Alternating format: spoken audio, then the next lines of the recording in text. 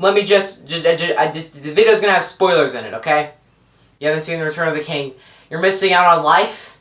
But this video's gonna have spoilers in it. I can't talk about The Return of the King without spoiling it. Also, one thing I'm gonna mention real quickly about the Two Towers yesterday is I forgot to talk about the Battle of Helm's Deep. How? Just so you know, I'm not like rewatching these movies as I review them. I've seen them enough to the point, but I forgot to talk about Helm's Deep. I don't know why. This might be my favorite battle in cinematic history. Let's jump into Lord of the Rings: The Return of the King. So, Lord of the Rings: The Return of the King is the third movie into the Lord of the Rings trilogy, and now it's the conclusion of the 3.5-hour movie. That's how you do it. The other two are just barely 3 hours. I mean, on Google it says that the Two Towers was 3 hours and 55 minutes. It isn't that long. This one is probably that long. But in The Return of the King, I guess the journey is ending. And Sam and Frodo, they have Gollum on their side. They're going to have to go burn the ring into that fire.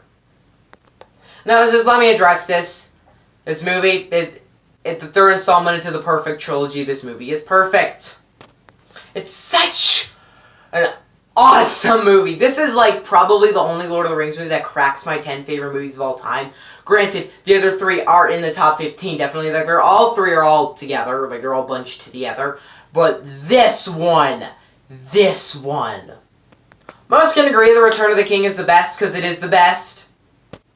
I feel bad for you if you've not seen this movie or if you have not praised this movie. Also, if you're talking best speeches in movies of all time, the Independence Day from the first one, the speech from the first one, that one's definitely one of the best, but this one is awesome. The giant speech in this movie is awesome and it's great. Also, another thing I have to talk about in this movie, the CGI is amazing. Ow, it looks up to date. It doesn't look like it was released in 2003. This movie also won Best Picture. I feel the other two should have... That would have been awesome if all three won Best Picture. There's a good reason why they didn't. But, knowing Oscars, they would have never nominated this movie, nonetheless made it win, but it won. How? Because it's awesome. Also, another thing I love about this movie is the conclusion half of it. So there's a good epic, it's almost a third act. The movie is pretty much a third act, but it does have 3 separate acts. And at the third act, almost like, it's just awesome. It's just giantness just beating the crap out of each other. And it is epic. Here's another reason why I love this movie. Now I'm going to go over every single movie on here real quickly, just talk about each one. Rogue Nation is a great movie. I'm probably going to remove it when Fallout goes to DVD. Mad Max Fury Road is a fantastic movie with some of my favorite action of all time in any movie ever. Spider-Man Homecoming, great movie, love it. It's one of my favorite MCU films. Inception, amazing psychological film about dreams. The Force Awakens, just the best Star Wars film, unpopular opinion, but it's great. The original Star Wars trilogy, amazing. All 3 are great films.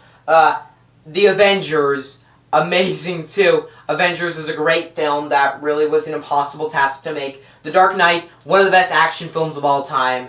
The Incredibles, just epicness and awesomeness in my favorite animated movie. Now, the bottom 4, I've talked about already, but this one. Lord of the Rings, The Return of the King. This one makes it on this shelf, because I can only pick one, and I was like, I gotta do The Return of the King, it's The Return of the King! I've actually owned this disc all my life, like my dad bought it before. Yo, look! Best Picture! It literally says, winner of the 11 Academy Awards. Yeah, 11 Awards. Best Picture of 2003, correct. That is entirely correct. The Return of the King just brings out awesomeness out of everything, and the ending of this movie, it's great. The ending of it is just... It really does show like it's just the ending of this franchise. Well, it is the ending, and it is the end of any book, because they did have that Silmarillion book, I believe. That one is a really far prequel. This is the last Lord of the Rings movie, and I'm so happy. I hope they never make a sequel to this, because it's so good. They made a couple prequels, which are fine. Prequels are fine to me because it's cool to learn about what Bilbo did, but here it ends it, and it ends it in the perfect way. In this movie, it almost tops perfect. But one thing I do have to say is, what about that third act with all the things coming together? That was okay. What the heck? What the heck am I saying? That was awesome. When everything just battles. It's awesome. Yes! Guys, overall, Return of the King is one of the best movies ever made. It is phenomenal. It's perfect. It's the book done completely into the movie. It's probably my favorite third chapter into a perfect franchise. This movie is amazing. I love it. The way it just ends off this franchise in a perfect tone. You know what I'm gonna give. I know what I'm gonna give it. You know what I'm gonna give it. We all know what we're gonna give it. Pretty much everybody gives it the perfect rating. I'm doing it too. Lord of the Rings, The Return of the King is a 10. Yep. Everybody gives it that rating. Why can't I? It's not special anymore. I've given it 3 times out already. What do you guys think on the epicness that was The Return of the King? Let me know in the comment section below. Don't forget to subscribe. More reviews are flying your way. So make sure to check some more of those out. I'll be making a couple more videos on my music channel, which I'll make a video later just saying, go to my music channel, because it's cool. See you guys next time. Bye!